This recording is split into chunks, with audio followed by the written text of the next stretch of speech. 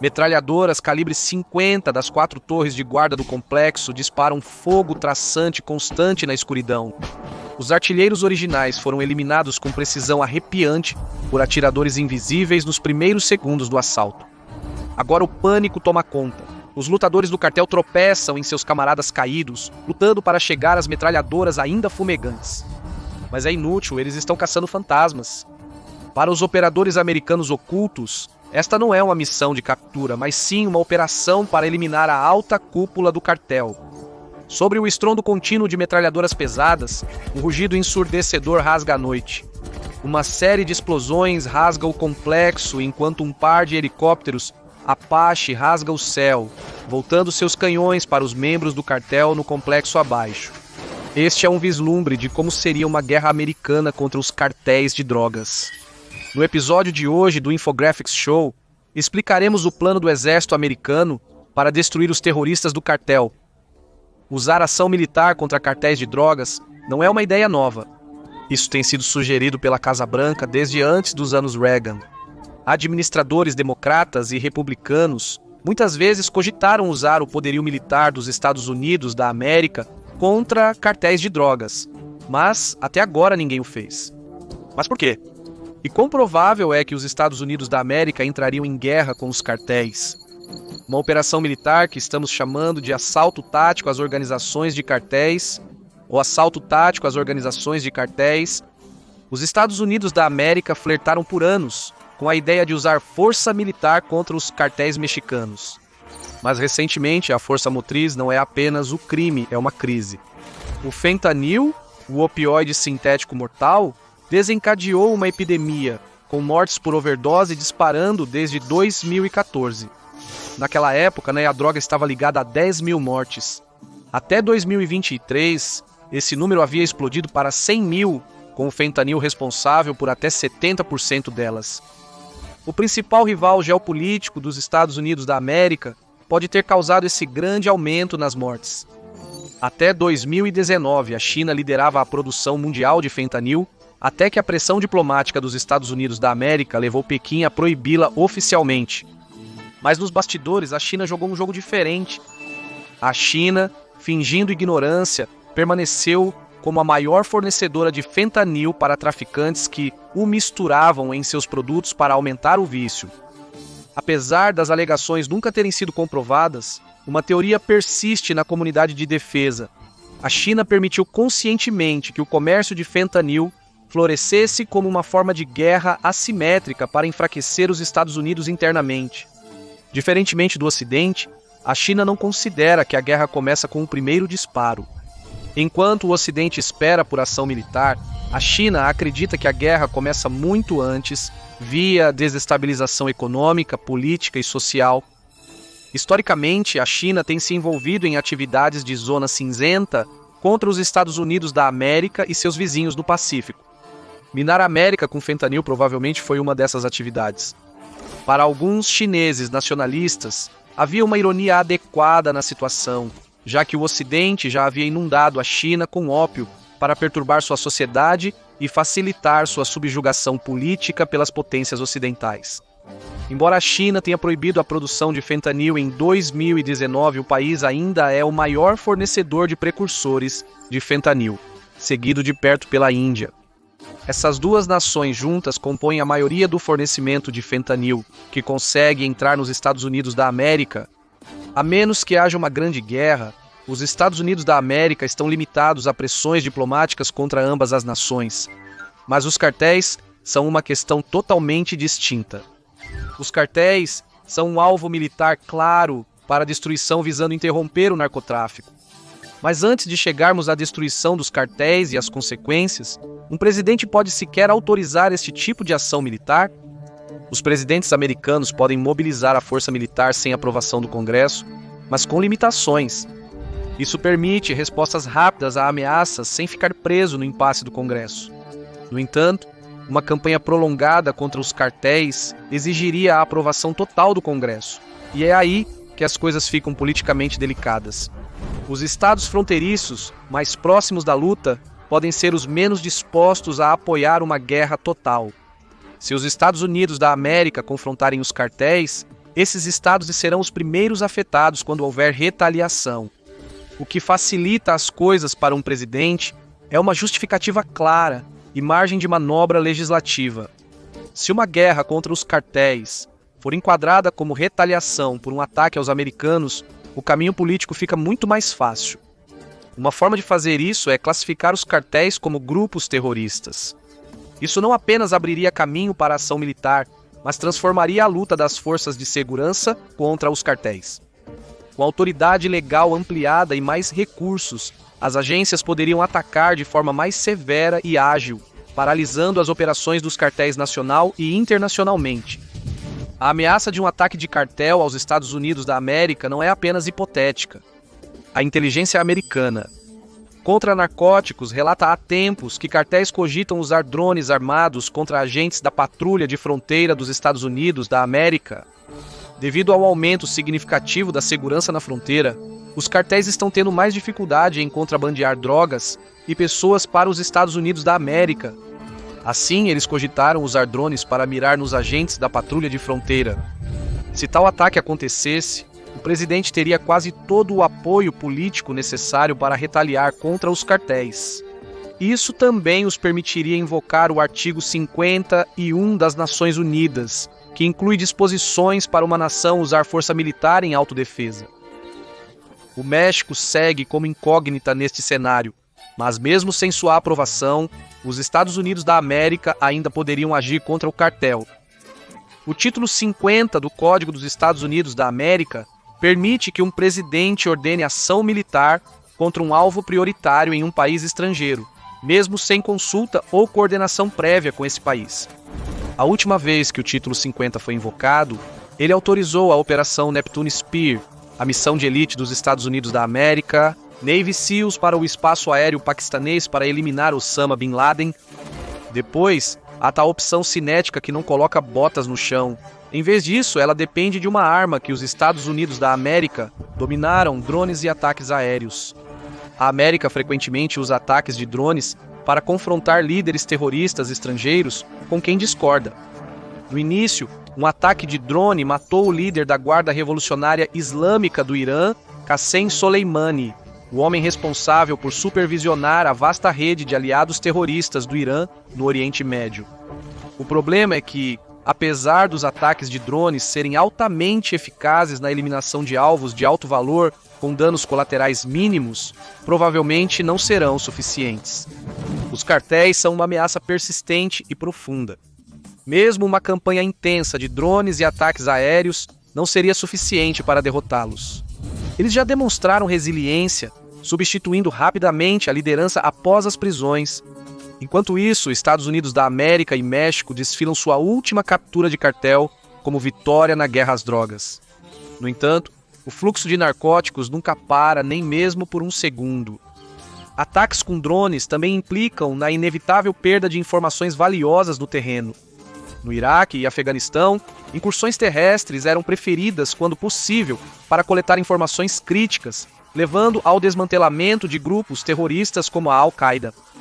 Destruir o cartel exigiria o mesmo nível de empenho, e após 2 décadas de guerra assimétrica no Oriente Médio, nenhuma nação está mais preparada para essa tarefa do que o exército americano. Isso, no entanto, não significa que seria fácil, como logo aprenderemos. Washington deve, primeiramente, obter a aprovação do México e um acordo sobre o status das forças terrestres, sendo estas a melhor opção. Esses acordos protegem soldados americanos deixados para trás ou capturados de serem processados por uma nação anfitriã. Isso também facilitaria uma melhor cooperação no terreno.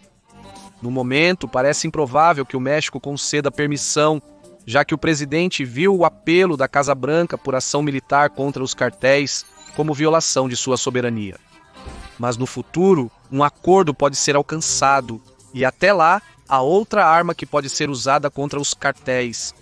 Os 32 países da América Central e do Sul, 7º Grupo de Forças Especiais, baseado na Flórida, atua em 32 países da América Central e do Sul.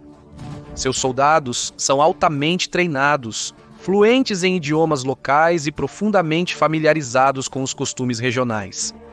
Por décadas, o 7º Grupo de Forças Especiais tem sido a força preferida para combater o narcotráfico dos Estados Unidos da América na região.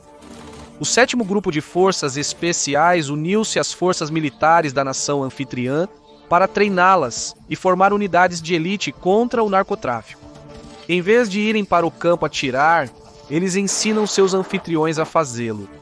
Os Estados Unidos da América poderiam enviar o 7º para o México e aumentar o apoio militar com munição e equipamento, permitindo que as forças mexicanas liderassem.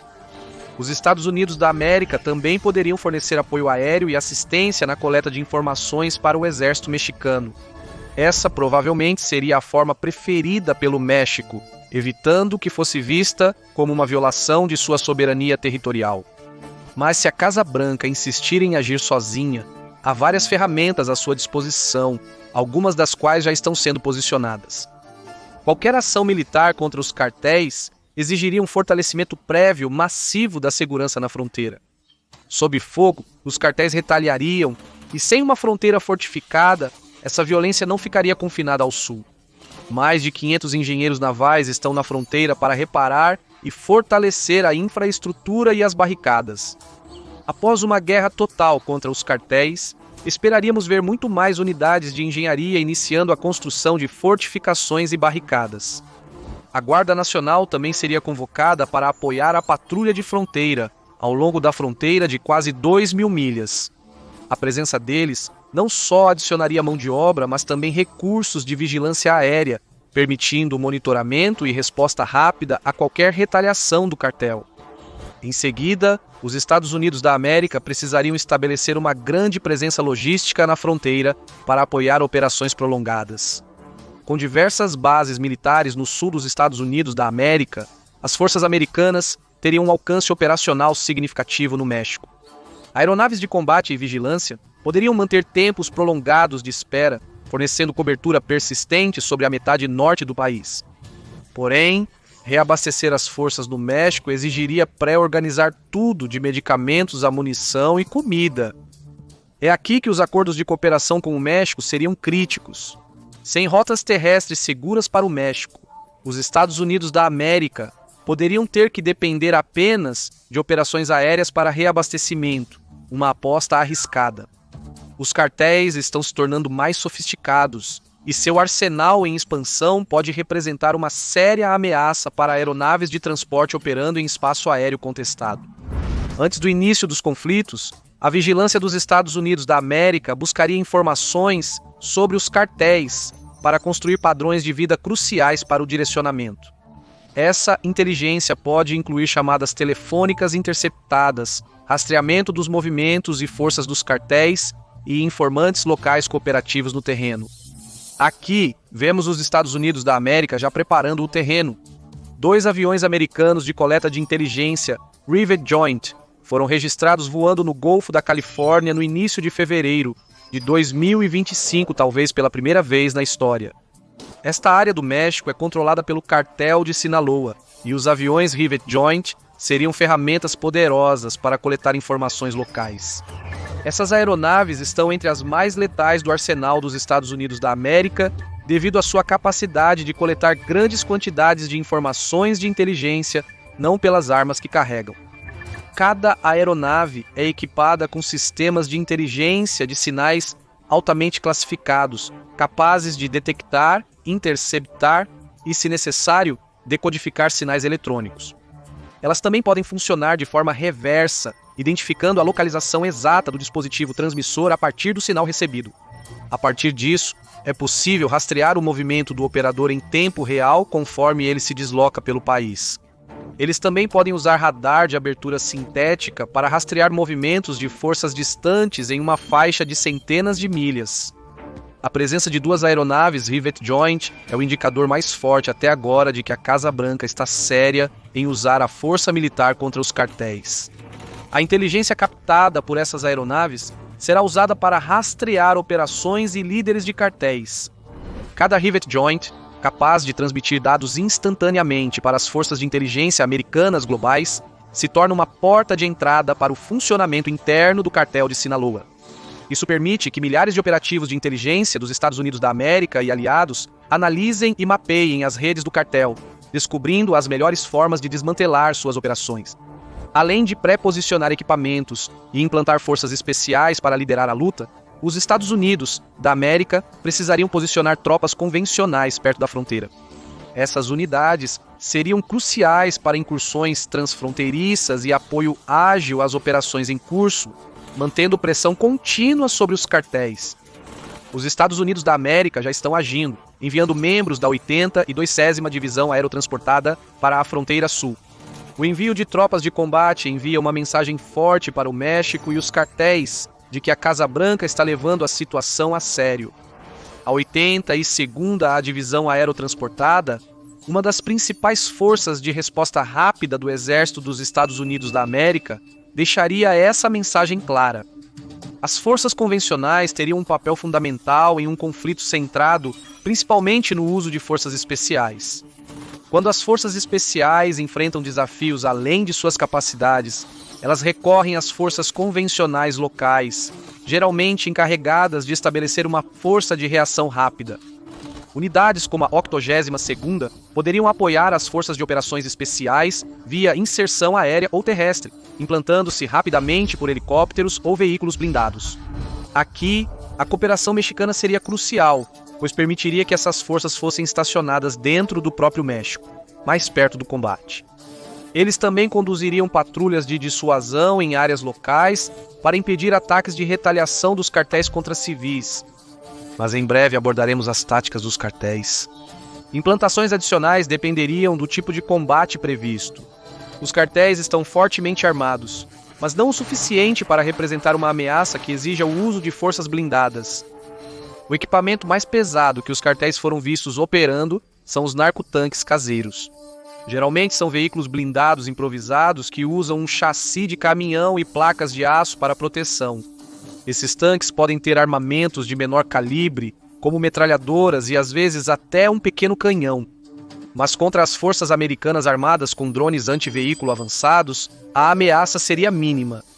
Os Switchblade 600 atacariam com precisão, enquanto a cobertura aérea de helicópteros Apache, navios de guerra AC-130, drones Reaper e Predator com mísseis Hellfire garantiriam a dominação do campo de batalha. Se força bruta fosse necessária, o renomado A-10 Warthog seria capaz de realizar a tarefa. Já se fala sobre como uma guerra narco poderia reviver o Warthog, que logo se tornaria a principal arma de apoio aéreo próximo para as forças americanas.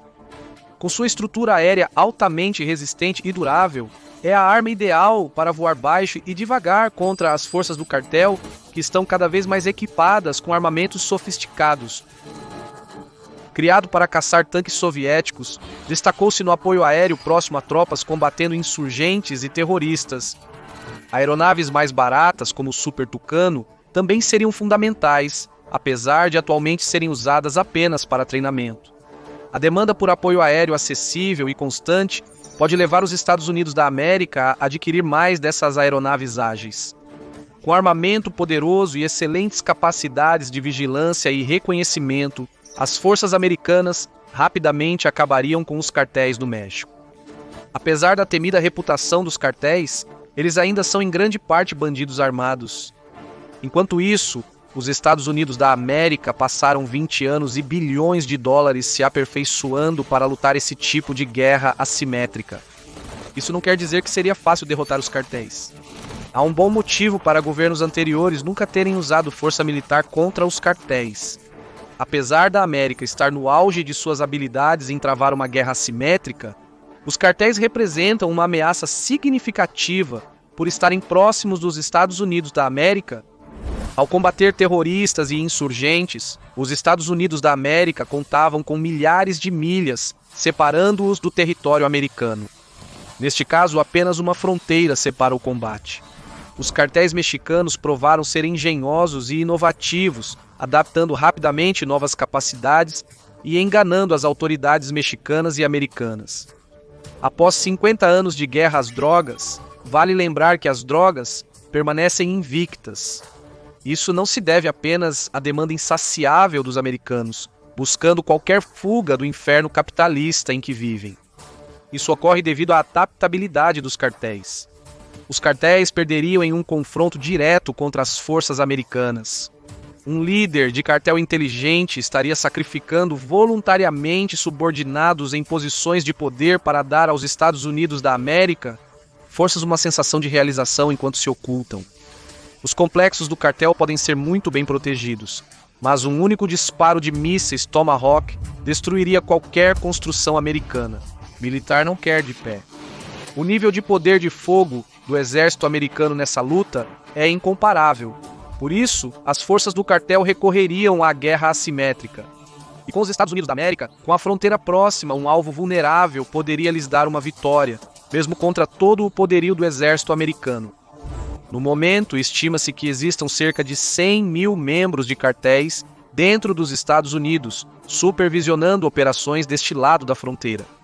Se os cartéis não têm esperança de vencer o exército americano, então sua melhor estratégia é vencer o povo americano.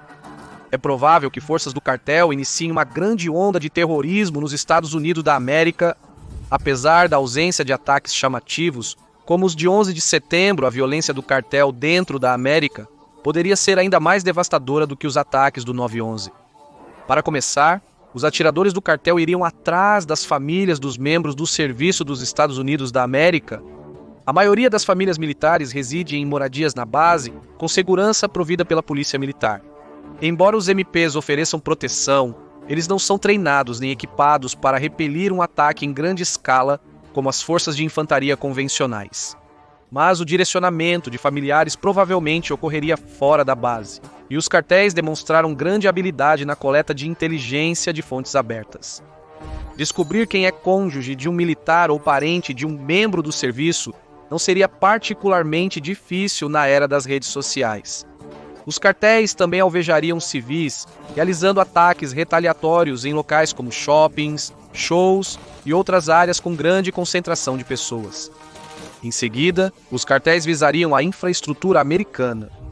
As organizações com as quais os Estados Unidos da América estariam lutando são ricas o suficiente para contratar os mesmos ex-operativos das forças especiais que os Estados Unidos da América contam para caçá-los. E isso expõe um segredo sujo que a comunidade das forças especiais americanas não gosta de falar. Cada vez mais aposentados estão oferecendo suas habilidades para o maior lance, incluindo cartéis mexicanos, que pagam bem por sua expertise. Uma campanha de sabotagem industrial e comercial visaria perturbar o dia a dia de milhões de americanos. Por exemplo, sabotadores de cartéis poderiam mirar nas usinas de energia locais, destruindo ou desativando seus geradores. Os apagões resultantes poderiam durar dias ou até mesmo semanas e trazer um caos absoluto. Basta observar os apagões de Nova York ou as consequências do furacão Katrina para ver como pessoas civilizadas rapidamente se tornam incivilizadas sem eletricidade e água corrente. A América está extremamente vulnerável a esses ataques, especialmente agora com a crescente guerra de drones. Historicamente, qualquer nação ou grupo terrorista que tentou guerrear contra os Estados Unidos da América enfrentou um enorme obstáculo. Eles tiveram que transportar homens e equipamentos por milhares de quilômetros de oceano para chegar em solo americano. Contudo, os cartéis são distintos. Eles seriam o primeiro inimigo que a América enfrentou em sua própria porta, desde que a Confederação teve que ser lembrada de que possuir pessoas é tanto mal quanto incivilizado. E este é o segredo dos cartéis. E porque, apesar da superioridade esmagadora da América, nenhuma administração anterior jamais autorizou ação militar contra eles. O que você acha? Os Estados Unidos da América deveriam lançar uma operação militar em grande escala contra os cartéis? Ou isso criaria mais problemas do que resolveria? Deixe suas opiniões nos comentários. Confira Estados Unidos versus o Mundo ou clique neste vídeo.